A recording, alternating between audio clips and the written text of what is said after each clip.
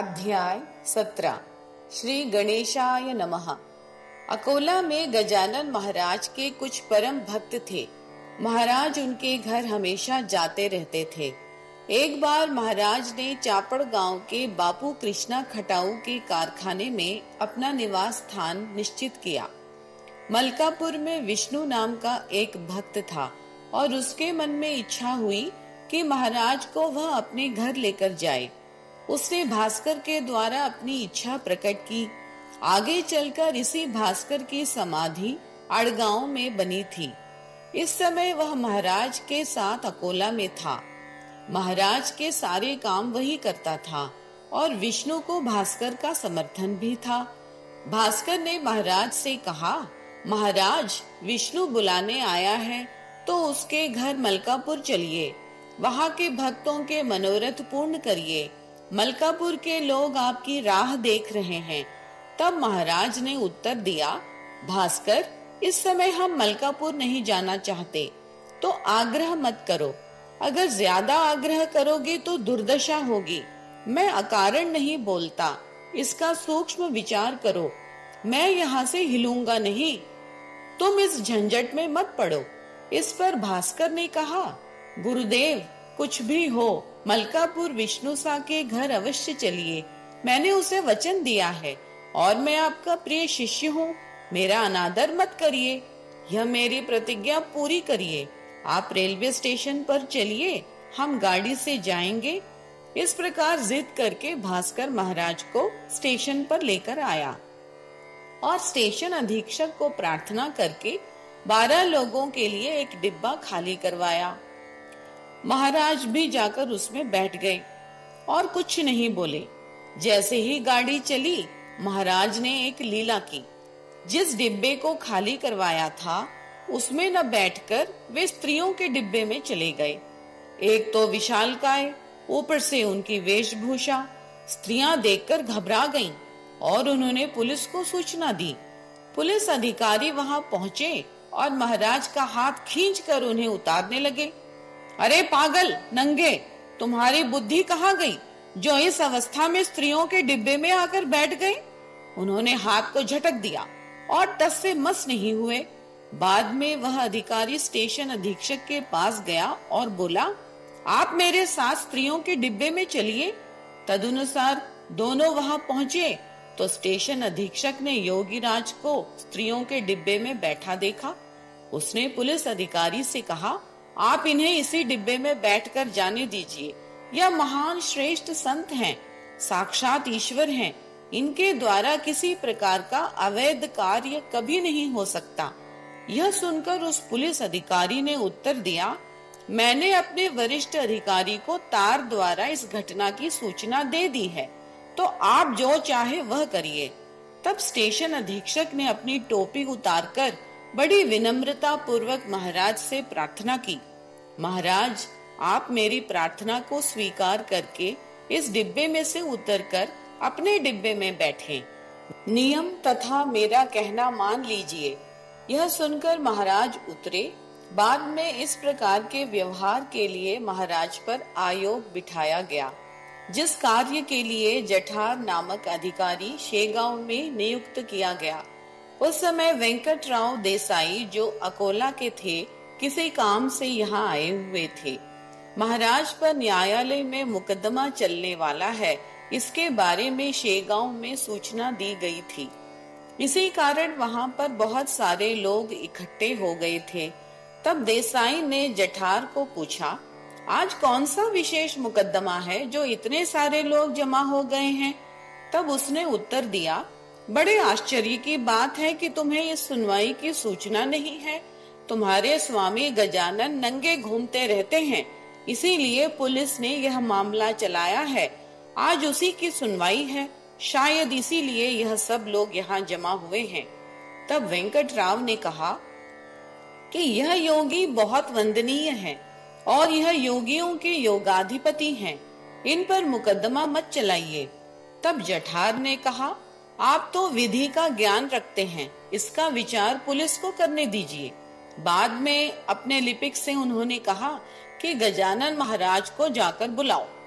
यह सुनकर उसने एक युवा पुलिस को महाराज को लाने के लिए भेजा। वह समर्थ से बोला, आप सीधे कचहरी चलिए, क्योंकि अधिकारी ने मुझे आपको लाने के लिए भेजा है, अन्यथा दुर्गति से जाना पड़ेगा। आपका हाथ पकड़कर मुझे आपको खींच कर ले जाना पड़ेगा। तब गजानन महाराज बोले, हम यहाँ से नहीं उठेंगे। तुम्हारे अंदर कितनी ताकत है यह मैं देखना चाहता हूँ। आओ हमारा हाथ पकड़ो। ऐसा कहकर उन्होंने पुलिस का हाथ पकड़ लिया, और वह भी इतनी जोर से कि उसका रक्त प्रवाह रुक गया। उस दबाव के कारण उसको दर्द होने लगा। जब बहुत देर हो गई तो वेंकटराव ने वकील को भेजा, आप जाकर महाराज को लाइए और लोगों को रोकिए। इतने में समाचार आया कि महाराज ने पुलिस का हाथ पकड़कर वहीं रोक लिया है। तब देसाई वहां आए और बोले कि भक्तों को महाराज को इस समय धोती पहनानी चाहिए। तो भक्तों ने उन्हें धोती पहनाई, लेकिन महाराज ने उसे उतारकर फेंक दी। वे निर्वस्त्र ही कचहरी के अंदर गए। साथ में भास्कर भी था। महाराज को देखकर जठार ने उन्हें बैठने के लिए कुर्सी दी और कहा, महाराज आप नंगे क्यों घूमते हैं? यह ठीक नहीं है, क्योंकि वर्तमान समय के अनुसार गांव में निर्वस्त्र घूमना निषिद्ध है, गुनाह है। इसीलिए आपसे प्रार्थना है कि आप इस तरह रहना छोड़ दीजिए। जठार की बात सुनकर महाराज बोले, तुम्हें इससे क्या करना है? बेकार की बातें मत करो और चिलम भर कर दो। जठार को लगा कि हो न हो यह कोई जीवन मुक्त है और आत्मानंद में लीन रहते हैं, अतः लौकिक आचार विचार इनके लिए व्यर्थ हैं। इसीलिए इन पर इस तरह का आक्षेप लगाया नहीं जा सकता। जैसे अग्नि अपनी उष्णता कभी नहीं खोती, क्योंकि वह उसका स्वभाव है, यह उसका दोष नहीं है, वैसे ही इनकी जीवन मुक्त नग्नता अग्नि के समान ही है। इसीलिए इनके शिष्य इसके लिए दोषी हैं, जिन्होंने इन्हें वस्त्र पहनाकर नहीं रखा। यदि वस्त्र रूपी अग्नि कुंड से इनका शरीर आच्छादित करते तो सबको सुखद होता। ऐसा विचार करके जठार ने इस प्रकार आज्ञा दी। मूलतः महाराज जीवन मुक्त हैं, इनको व्यवस्थित रखना भास्कर का काम था, उसने वह नहीं किया। इसीलिए मैं भास्कर को 5 रुपए का दंड करता हूँ। इस प्रकार जठार की उपस्थिति में मामले का निर्णय शेगांव में हुआ। इस पर समर्थ ने भास्कर से कहा, देखा, फिर ऐसा आग्रह अपनी दुर्दशा कराने मुझे कभी न करना। भास्कर ने कोई उत्तर नहीं दिया। तब शेगांव के लोगों ने निश्चय किया कि महाराज को अग्नि रथ अथवा रेलगाड़ी में कभी नहीं बिठाया जाए, क्योंकि उसमें ऐसी विपत्तियां होती हैं। तब से भक्तगण महाराज को अपनी बैलगाड़ी में ही बिठाकर ले जाते थे। ऐसा कई दिनों तक चलता रहा। एक बार अकोला के बापूराव के घर कुरुम नामक गांव से मेहताब शाह नाम का एक मुसलमान साधु आया था। उसने बापूराव से कह रखा था कि महाराज अकोला आए तो हमको सूचना जरूर देना। महाराज के अकोला आने पर बापू ने एक आदमी के द्वारा कुरुम संदेश भिजवाया। इधर मेहताब शाह महाराज से मिलने कुरुम से निकल पड़े थे। आधे रास्ते में उन्हें वह व्यक्ति मिला जो उन्हें ले जाने के लिए आ रहा था। मधुर भाषी मेहताब शाह ने उससे कहा, अरे कुरुम जाने की जरूरत नहीं है, मैं ही मेहताब शाह हूँ। चलो हमारी बैलगाड़ी में बैठो और स्टेशन चलो। श्रोताओं, संत त्रिकाल यज्ञ होते हैं, उनकी महिमा अपरंपार होती है। संत के आने का समाचार संत को पहले ही मिल गया। मेहताब शाह के साथ 2-4 मुसलमान भाई और थे। सब आकर बापूराव के घर उतरे। दूसरे दिन सुबह महाराज जहां मेहताब शाह बैठा था वहां आए और उसके बाल पकड़कर उसे मारने लगे। महाराज ने कहा, तुमने लोगों के कल्याण के लिए कुछ नहीं किया है। तुम्हारा नाम मेहताब है, अर्थात चंद्रमा, जिसका काम है अंधकार का नाश करना। उसकी तुम्हें मर्यादा रखनी चाहिए। ऐसा संकेत मिलने पर मेहताब शाह को बड़ा संतोष हुआ, क्योंकि साधु ही साधु को पहचान सकते हैं। मेहताब के साथ जो दूसरे लोग वहां पर उपस्थित थे वह यह सब देखकर घबरा गए। तब उनको मेहताब शाह ने कहा, तुम लोग हमारे साथ मत रहो और कुरुम वापस चले जाओ। उसी समय वहां पर महाराज को निमंत्रित करने के लिए बच्चू लाल आया था। उसने कहा, दयानिधान, कल मेरे यहाँ भोजन करने पधारिए। दूसरे दिन टांगे में बिठाकर महाराज को बड़े जुलूस के साथ घुमाते हुए अपने घर लेकर आया, किंतु समर्थ टांगे से नहीं उतरे, टांगा वैसे ही पीछे ले गए। सब लोग विचार करने लगे कि महाराज ने कल निमंत्रण स्वीकार किया और आज टांगे से नहीं उतरे, क्या कारण है? तब उनमें से एक बुद्धिमान व्यक्ति ने कहा, मेहताब शाह को महाराज के साथ नहीं बुलाया, यही कारण है। सबको यह बात जच गई। तब दोनों को एक टांगे में बिठाकर घुमाते हुए लाया गया और मेहताब शाह को मंदिर के पास एक नाटक गृह में उतारा और महाराज श्री राम के मंदिर में उतरे। बाद में वह भी उठकर नाट्य गृह में चले गए। सबने भोजन किया। तब मेहताब शाह ने लोगों से कहा कि पंजाब का टिकट कटवा दो। तब कड़ू ने कहा, आप भला कुरुम की मस्जिद को छोड़कर क्यों जाते हो?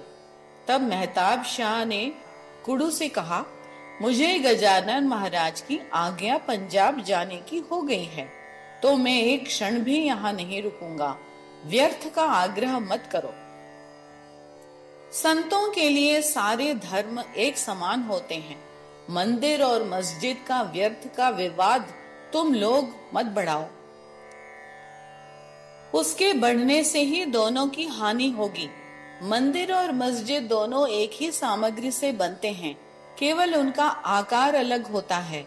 उसको भिन्न मानकर झगड़ा करना व्यर्थ है। मानवता को स्थिर करने के लिए केवल स्वस्थ विचार आवश्यक है।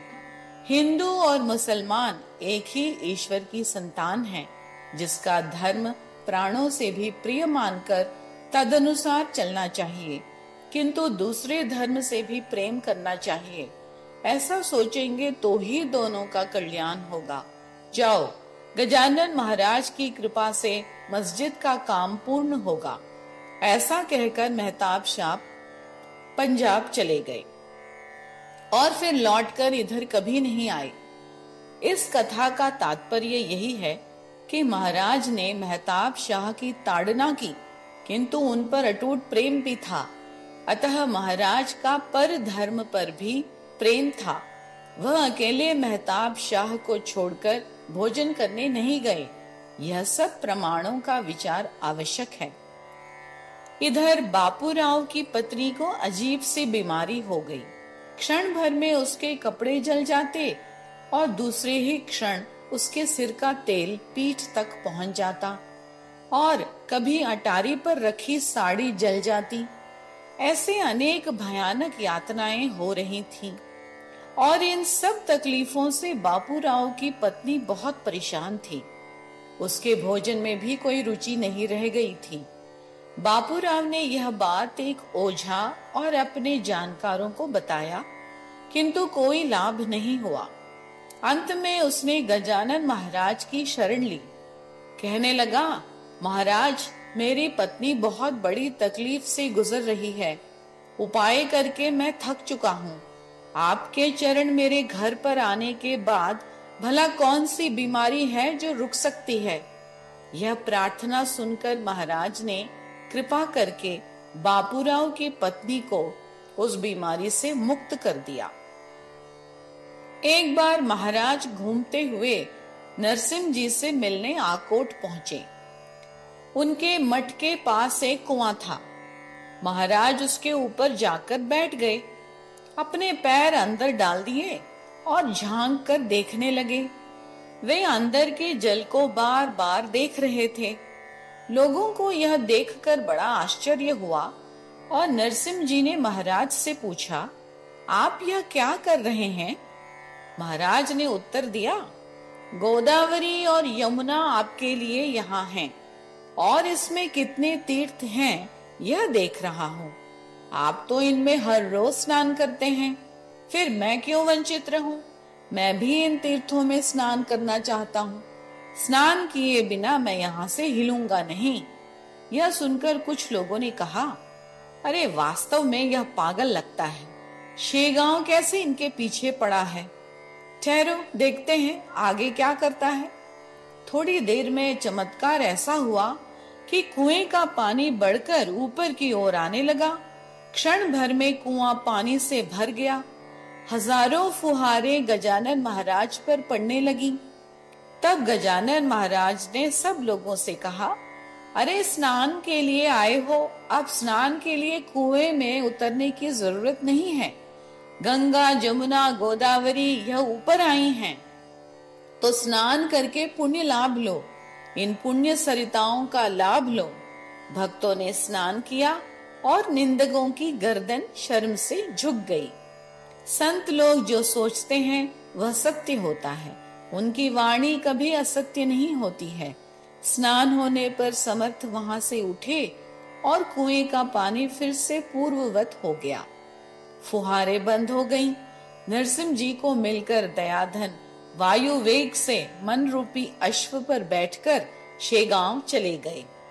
दासगणों द्वारा रचित श्री गजानन विजय ग्रंथ संसार रूपी समुद्र से आपको तारने वाला हो।